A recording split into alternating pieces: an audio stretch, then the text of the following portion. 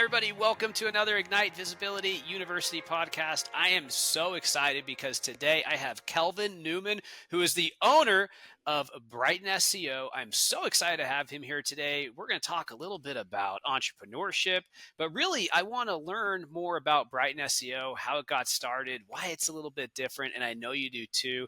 If you're not familiar, recently they had their first event in San Diego and it was a total hit. We'll talk more about that. Kelvin, thank you so much for being on. How you doing today? Yeah, really good. And John, thanks so much for having me. I'm really excited to be able to come on and chat and share the story and sort of like get your take on how things have panned out. And hopefully there'll be some lessons there for people in terms of doing their own thing and kind of some of the successes and failures and lessons learned along the way can be hopefully applicable for people in their own sort of like business and space that they're operating in. 100%. Let's talk about that. And, first, congrats on the event in San Diego. We sent a huge amount of our team, and it was the first time that you actually did it in San Diego. Is that correct? Yeah. So the event's been running, coming up. Well, we started in 2010 was when we did the very first event. But the very first event that we did in the UK, and this sort of, I suppose, gets into some of the ways in which Brighton SEO is a little bit different from other events. It started out as a couple of dozen people meeting in an upstairs room of a pub. So down on the south coast of England, at the seaside, we hired a room above the pub, basically a tiny little room. It probably sat about 20 people and 30 people showed up. Really, like, essentially the reason we started it was just like, well, there'd been a few informal meetups of people who worked in the industry in Brighton, which is a city in the UK. And we were like, well, if we do some presentations, we can go down the pub at lunchtime rather than waiting till after work. So that was like literally how the first one started, as an excuse to go down the pub at lunchtime. And then we kind of went, okay, we've got a bit of a thing here. We booked a bigger venue, room for 100 people, 120 people showed up. And then we started ticketing it and then went for a whole series of sort of spaces. So the UK event, started in 2010 and we do it twice a year. So usually April and then September or October, depending on kind of like quite how the dates fall. And we get 4,000 people to each of those events in the UK from 50 different countries. So we've been doing that for a long time and it's been very successful and, grown really, really well. But this was the first event that we've done outside of the UK. And to be honest, the first event really that we've done away from the Brighton Centre for a long time. We've done a few in London over the years, but never really the scale of complexity. So it was very exciting, but also very daunting to do an event in the States. But we were really fortunate that we were having lots of people making the journey from various bits of, crossing the Atlantic to come over to the UK event and telling us we really should be doing something out there. So eventually we got brave enough to do it and ended up in San Diego. Well, I feel like the best events start in a pub, with some people who just want to get together. They want to talk about something in a relaxed atmosphere. And I think it's so cool that it started that way. And then it evolved into what it is today, which really is a very big event. 4,000 people a couple times a year. And then you brought it to America's finest city next, San Diego, my hometown. We're honored, Kelvin. It's fantastic. Now, for people who don't know, where did the name come from? Brighton SEO. What's that? Yeah, so literally, it's like I often kind of joke when talking about it. You can tell it was named by a person working in search marketing, right? Because it's the city and what the event is about, right? It's a keyword strategy. So it's a keyword-rich domain name. It's kind of where it came from there.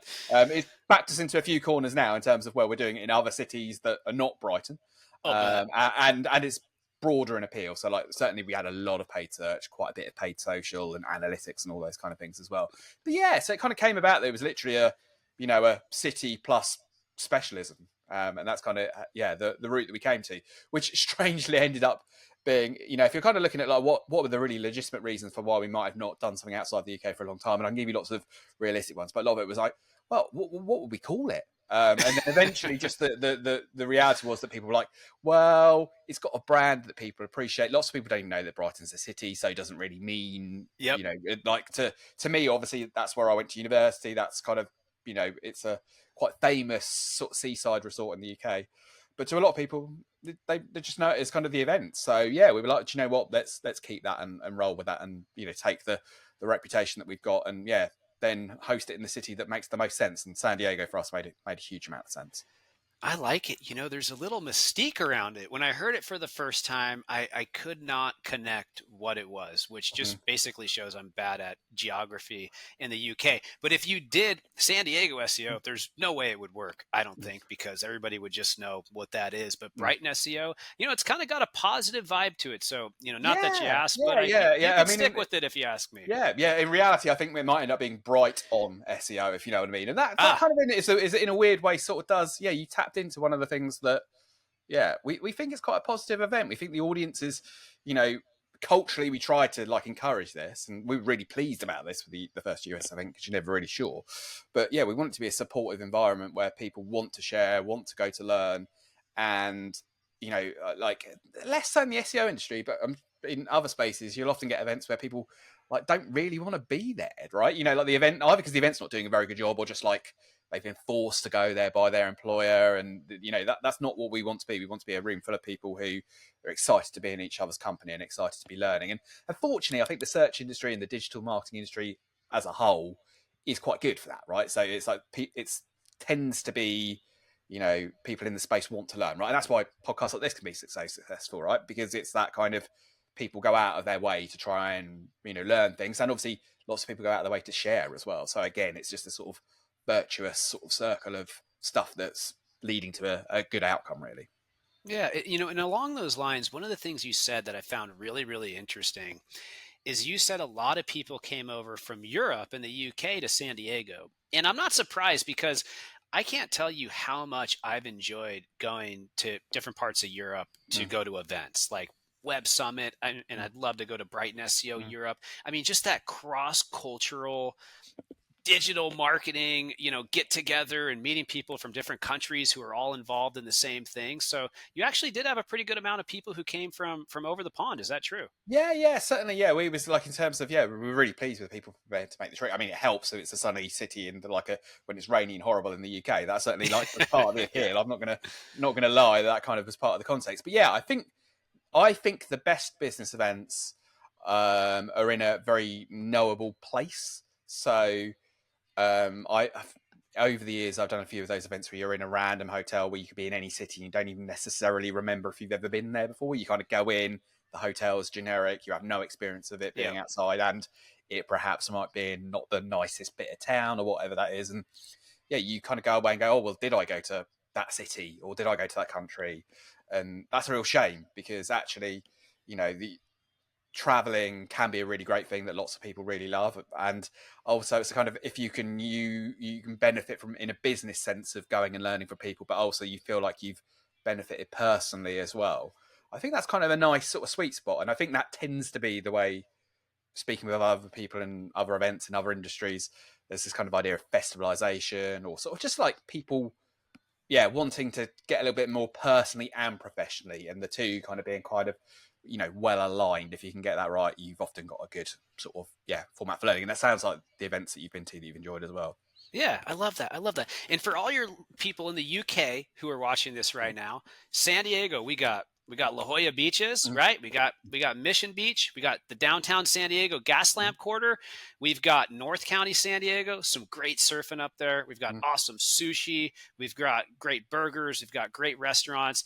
Kelvin, same question to you. What is exciting when we come over to the UK to Brighton Mm. SEO? What are some of the ththings that people from here might be interested in if they want to travel? Yeah, I mean our beaches are not as nice. We've got a stony beach, which is like not quite the same. But yeah, it's like Brighton's. It was interesting when trying to find a city, particularly for this first launch. We wanted one that had a similar kind of feel. And yeah, Brighton, the city in the UK, is very much. It's interesting because it's like it's came back in the Regency period, and there's lots of kind of architecture in the city of when like and Victorian period as well, where people were kind of coming to the seaside cities to sort of enjoy the promenade and all that kind of thing. So it's got that kind of slightly historic one, but it has this kind of like, this is going to make it sound bad, but like a seedy sort of underbelly, where it's almost like it became a sort of a party city, even for Uh-huh. like the Prince Regent kind of would come down and have his exciting time away from the court in London and all that kind of thing. And that sort of bled its way through now. So it's sort of like big university city, big party city. Uh-huh. It's considered That the sounds great to yeah me. yeah yeah it's a Yeah, yeah. I mean, I love it, right? And I'm obviously a big advocate of it. And it's a kind of quite bohemian artistic city. Lots of street art, but like really high quality street art. It's got the festival, which is kind of a big classical, bit like Edinburgh Festival, but kind of a smaller scale one. The Fringe Festival, yeah, big music scene. Yeah, it's like, and increasingly a diverse and exciting mixture of people all coming together to, live and work and have a good time, really. Very cool. Well, I hope to be there at an event next year and to check it out. And for anybody listening, Brighton, and we'll have our video editor maybe pull up a couple pictures so that people can get a feel for the city. So your event has been successful on SEO, and there's a couple different events on SEO. Is there anything that's like different, anything that's attracting people to your event more than others, or as much as others? Like, how do you think about the format, and what would get like SEOs excited or marketers excited? Talk to us about it a little bit. Well, there's a few things. So the first one is kind of like the business model, really, as much as anything. So we offer free tickets. So the event is multi-day. And this is again sort of starting from that like informal meetup. We've always had a free ticket offering, and when we were launched at certain stages of the UK, we used to do it on first come first served, and like it'd sell out in an hour, it'd sell out in half an hour, sell out in 5 minutes, and then we twice in a row crashed a ticketing platform trying to be like when we were releasing the tickets, like we broke like Tito, and we had some problems with Eventbrite as well. So we kind of went, okay, well, we'll switch it, and we now do a kind of allocation where people apply for a ticket and then we allocate a number of tickets out. But that's one key one, right? So it's possible to come to a Brighton SEO event without paying for a ticket, and we do that, and like by doing things like, well, we don't provide a lunch, but that's good because like in San Diego and Brighton, there's a great food scene, so it allows you to go and have that kind of thing. So we've trimmed it down there, and when you're going to lots of events that might be $1,500 a ticket, you'd be amazed how much that's going to the venue caterers, and often people don't really like the food that much. So elements like that, so that's a big one. So you can come attend for a single day. Not every single person who wants to can, but like we give away thousands of tickets in that way. So that's obviously quite appealing if you struggle to get the budget, or you maybe like for whatever reason not be able to attend a $1,500 event. For those reasons, that works well. It's 2 days, so you can also buy a ticket and get the 2 days. You can buy a ticket and skip that whole like allocation process. So that works quite well. It's multi-track, so a lot of the kind of remaining search marketing events for a while have tended to be single track, which has lots of benefits, but the advantage of being multi-track is that you can cover lots of different spaces, and that allows us, when programming, to rather than go, well, what do we think everyone's going to be interested in? It allows us to be quite niche. So we'll do stuff like, quite niche technical aspects of search and social and all of that sort of stuff.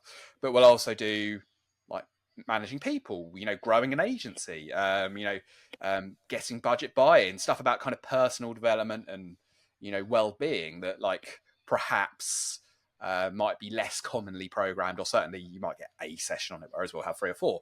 And then the talks are quite short. And that's deliberate on our part, that we like to have. We usually group them in 3, so that'd be like 3 talks of 20 minutes. They'll be on a similar topic, and then that allows you to cover a lot of bases. So yeah, my view is that different people are going to come to an event with very different levels of experience, different interests, and what we're trying to do is cover as many of those different interests as we possibly can.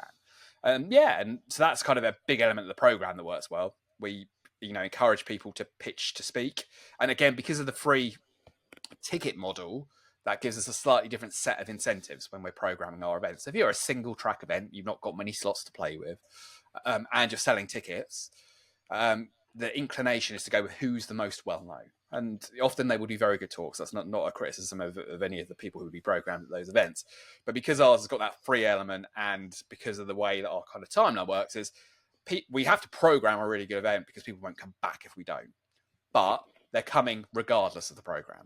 So that allows us to take risks in who we're like approaching to speak, the topics that that we're encouraging them to do. And also allows us, when we're choosing the topics, we don't kind of go, who's done the most speaking before. We kind of go, well, which ideas do we like the most in terms of the topic? And that means that we can get newer voices, people who haven't spoken at the event before, people who perhaps don't even work in search.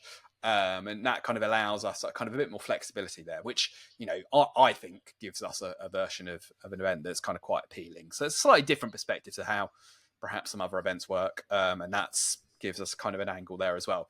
And obviously it's quite a social environment as well. So yeah, there's lots that we do and lots more that we'd like to do in the US to kind of, have things going on around. So obviously you benefit from sitting in a room and hearing people talk, but we want to kind of create an environment where you go away inspired by those talks, but by the environment as well and the stuff that goes on around that. So you can have quite a good opportunity to get together. And that's, again, interesting as well. I don't know about you, John, in terms of, being all based in one place, but I think many people working in search might work in distributed teams, not get to see everyone in their team mega frequently. So people coming together in one space can be kind of quite nice. Yeah, I love the multi-track. I think when people come in and they get to choose, it just creates so much more excitement. And I really, really like that they're short talks. And then I like that you keep it open to all kinds of speakers, not just somebody who's been doing it forever, but whoever's got the best topic and the most exciting topic. That's great. And I can't tell you how many different events I've seen run different ways. And so when you're looking for a speaker, right? If it could be somebody who's been doing it forever, or it could be somebody who's brand new, they're giving you a pitch, somebody really wants to speak. What are you looking for? Is it a how-to? Is it motivation? Is it energy? Is it what goes through your head? Yeah, we're often looking for many different things. And I think that's kind of it, useful to understand, is that we'll be trying to sort of tick different boxes in terms of the elements of a program that we would have. But I love things that are framed in a practical way, even if what they're talking about is quite technical or more abstract. So kind of feeling that the person who's put the talk pitch idea together has a clear idea that they want the attendee to have almost a list of things to do, or at least be motivated. So we like practical and hands-on, and even just kind of framing it in that kind of question, like how to, or what to do, how, when, why, what, all of those sort of question words are really quite a good place to start in that. And also I think it's about going narrow. So if someone kind of pitches just I'm going to do a talk about link building, so that doesn't really excite me, right? That's quite a big topic. It's going to be hard to do that justice in 20 minutes. Whereas instead, if you're talking about, how you're using, I don't know, this might be a terrible idea, but, how you use AI tools to improve your ideation process, that's a bit more narrow, right? I could see that might be something that might be newer to people, or, yeah, it's that kind of specificness that often gets me excited and that kind of thing. So yeah, that's good things to do. So if you're pitching, really think about the topic idea that you're doing, and also try to understand the organizer of that event. If you look at their previous program, that can really help as well. So if you find that they've got lots of, motivational or strategic or whatever the different kind of qualities of the talk you might look for, if you can look at their previous program and see that the person who's doing that programming has that preference, that can often set you up quite nicely to frame your talk in a way that's going to work for them, even if the fundamental elements are, you have. What you're doing is how you present that to them is often, quite significant. So that'd be good. Whereas if you're kind of saying, okay, well, they seem to confirm speakers but not topics, then that might allow you to go, okay, well, what I need to do is really emphasize my your personal creds as a speaker, which isn't the case for us, but might be for other events. So it's that kind of tailoring can often work quite well in terms of finding the best way of presenting you and your ideas. It's a bit like a job interview, I suppose, in some extent, in a kind of couple of sentences to try and describe that, right? Yeah. So let's play a game really quick. That makes sense. Which one would you pick out of these three pitches? Oh, here we go. I just wrote three random ones down. I did not have this prepared, but I just thought it might be fun for the listeners. Okay, listener, put yourself in my shoes. You're me right now, and you're pitching Kelvin, and you want to know which one he's going to pick. So let's play this game. Topic number one: how to rank number one in Google in 2024. Okay. That's one topic. Number two, how to increase conversions 100% with a new innovative video strategy for SEO. Number three, AI and SEO, how to write more quality blogs with a new prompt. Which one gets you the most excited? Oh, they're all quite good. So they're all framed in a good way, right? So you can see that there would be an outcome, right? So it's kind of framed in that, like, I will learn how to do a specific thing in that kind of scenario. I quite like the video one, the middle one in there, because there was that, like, potentially that's a topic that we, like, from our process, don't get pitched that frequently. So again, it's that, like, you're in the process of someone putting a pitch together, trying to find the angles that perhaps are interesting but less commonly pitched is often a good one to do. So, like, in a very practical way, today I was chatting to someone and they were like, I've got a great junior colleague who covers SEO and pay-per-click, and really would like to speak at an event in 2024. And I said to them, well, at the very least, we, for historical reasons and practical reasons, find it much easier to program SEO talks than PPC talks. So I was kind of going, well, actually, if they could equally talk equally well on each of those topics, paid search tends to be a bit better. And video is a bit like that as well, where it's like, actually, you get people from a video and creative perspective, you get people from a marketing perspective, and sometimes it doesn't get pitched quite so frequently because it sort of falls between those gaps. So yeah, but all three sounded pretty good, right? So that you're on good tracks there. Good instinct there for the sort of thing that's going to work well, which kind of comes from the content world, right? Yeah, I agree with you. I think that you got a good nose, and that's probably for what's going to perform well. I really think you hit on something, and I kind of want to get in this topic next, but I do think there's a lack of video in SEO, and there should be more. And then there is a lack of like creative, and there's a lack of general marketing knowledge in that area. And part of it's just because of the way SEOs are brought up. A lot of them either come from the content side or they come from the technical SEO side. But I'm definitely seeing those worlds come together a lot more now. And so I was kind of curious, like out of your conference and just in general, like on the SEO side, were there any main themes, anything that, is just getting really excited about in SEO right now? Talk to me about that just a little bit.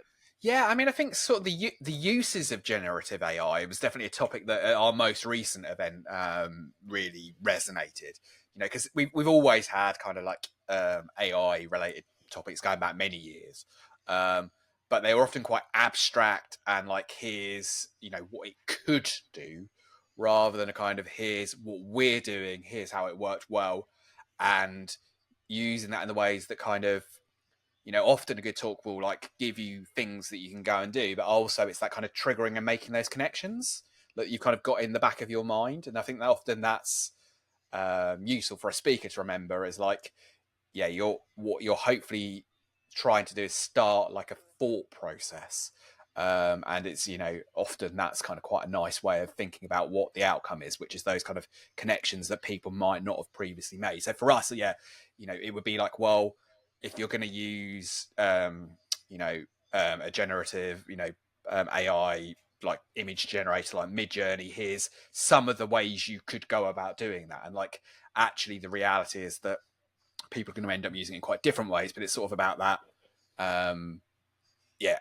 usefulness, but also inspiring, new ways of combining ideas together, which is a lot of what like creativity is, isn't it? It's taking experience and combining different bits of experience in unique and different combinations to what's existed before.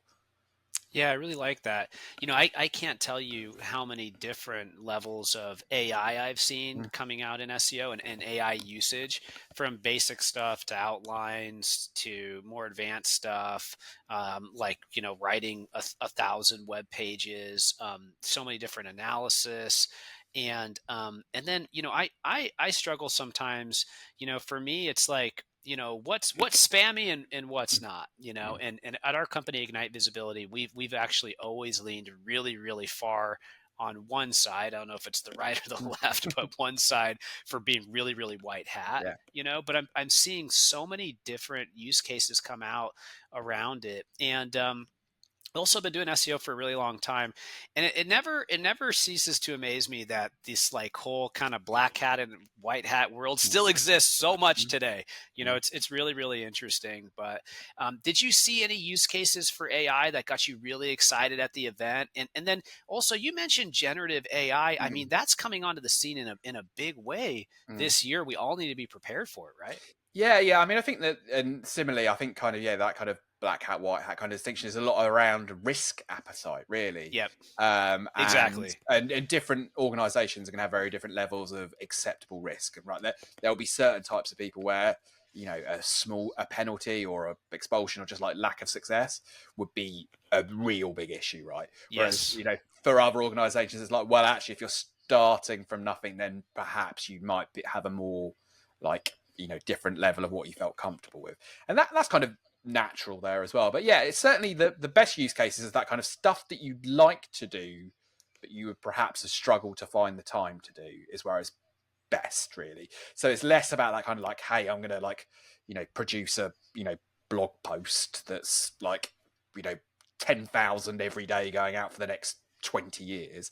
That doesn't seem to be the way that I'm seeing it most frequently, but it might be about like we're recording an episode of a podcast here, and like historically it might be like quite expensive to transcribe that, but actually now the software can do a degree of that, and that transcription is not going to be great on its own, but it might form the basis of some text-based content, or using AI to kind of transcribe stuff that then gives like captions that allow you to package things up in slightly different ways. And like we're going to be talking for 20 minutes here, actually could you use a piece of software to pull out particular highlights? And it's those kind of types of things that like probably you would have like most people would have wanted to have done, but they perhaps might not quite have had the time. And by saving that 15-20 minutes of hard work, and it then becomes like a 3 or 4 minute job, the bit of like the nugget of the content is still the same, but it's just that kind of like time saving of the process of doing that. And I think that can often be the way that I'm seeing it being used most effectively, which is this kind of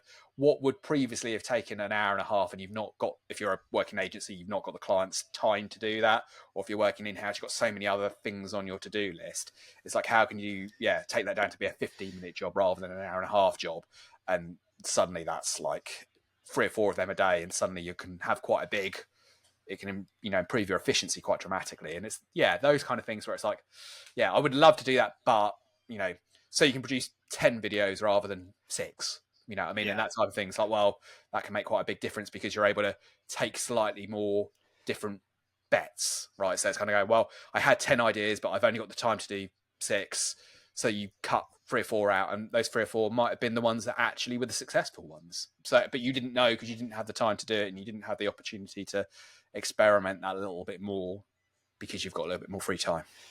Kelvin, you're speaking my language. We just bonded over that. You didn't even know it, but I was like, I was right there with you. If you're watching on video, I was, and I just like, let me just tell you real quick, where my head, first of all, you'll never know what you can do with it unless you try it. Right. If you don't set up ChatGPT-4, you don't try some plugins, you'll never know. But one of the things I was doing yesterday was I make a lot of YouTube videos, and I went to the YouTube video, I clicked the transcript button, got the transcript from YouTube, loaded it into ChatGPT-4, said, take this and give me an outline for an article, so I can give it to my editor or my writer so that they can help create an article off of this YouTube video that we've created. And then, use this and create a couple outlines for shorts with hooks so that you can film some videos off of it. And that's just a really easy use case for me to be able to create more from less. And so I'm right there with you. Yeah, and it's again about that kind of appealing to particular people's content preferences, or like particularly if you're working for an agency or you're in-house and you have your like subject matter experts or whatever it is that's the kind of, and you're never going to get them to sit down and write a blog post, right? But you might be able to have, use a series of prompts to come up with a series of questions that then is them just revealing their, it's that nudge to do the thing that then you can then repurpose. And that kind of like different customers are going to have different content preferences, and that certainly feels to me has been an interesting sort of shift over the last 18 months or so, really. Like as different social networks, they've always been around, but like LinkedIn's significantly more impactful for us now as a conference business than it was a few years ago. We're seeing Instagram, which is there, but because for us we were like everyone's on Twitter, and now as people have dispersed, and actually what it's allowing them to do is if they prefer video, they can have video content. If they prefer audio, they can have audio. Even within video, there's a huge difference between someone sitting down for an hour long like mini documentary versus a kind of someone who's watching a 45-second short, and like each of those are equally valuable to the people that they're responding to. And it's like that kind of, yeah, as a organization producing content, you can't just produce the one that's easiest for you. Yes. You need to produce the one that's going to have the best outcome. And hopefully what various tools allow you to do is to produce that content a little bit more easily than you would previously have done. Yeah, the platforms are doing it now. Now LinkedIn's got an option to have AI write your post for you. All the different ad platforms have options to spin your content and try different versions for your algorithm. It's a really exciting time. Kelvin, so 2024 is coming up. You've given us some great information. I'm excited. You had a great event in San Diego. I sure hope you're coming back someday. What's the roadmap look like for 2024? What events are coming up? What do people want to know? So the UK event's staying on our, twice a year. So we're back in April for that. That's next on the list. And then we've got one in October, early October in the UK. But yeah, we're back in San Diego in November. So yeah, it's slightly a couple of weeks later because like Thanksgiving's a couple of weeks later. So yeah, we're in November again. So yeah, we'll be back on that front. We're already starting to confirm speakers. And if people, definitely is a call for people who are listening to this, like already by watching videos and podcasts like this, that they're obviously like incredibly like motivated in their own self-improvement. So I encourage people to sort of like put themselves or suggest people who they think they should, because we're going to be working on the program of that already. And yeah, tickets are available. We'll be doing the free ticket window in January, February. I think it's going to be technically February. I think we decided this morning that we're going to do it in February. So yeah, that'll come around. And yeah, like if the one thing organizing events has taught me is that, trust me, time does fly. So yeah, that November one will be back around in no time. And yeah, we're very excited. Maybe East Coast in 2025. But yeah, we love San Diego. It felt like a very natural fit to us. And yeah, we're already looking at dates in San Diego for 2025 as well. So yeah, you're not getting rid of us easily, I'm afraid, on that front. So yeah. Can't wait to see you back here. So excited. And then just if anybody wants a ticket, they want to pitch you, they want to be a sponsor, what's the right website for that? Yeah, so BrightonSEO.com is our main one. We've got like a US subdomain for the US one specifically, but yeah, BrightonSEO.com is the starting point. You ever think about moving that to a directory structure? Or well, yeah, I tell you, again, it's like, I tell you, you suddenly realize these things, like you set up a website that's fully intended about it all being, once, because again, it's like and it gives me a huge amount of sympathy for any kind of client project, but we kind of go, we're used to doing one event every 6 months that like once one finishes, you go on to the next one.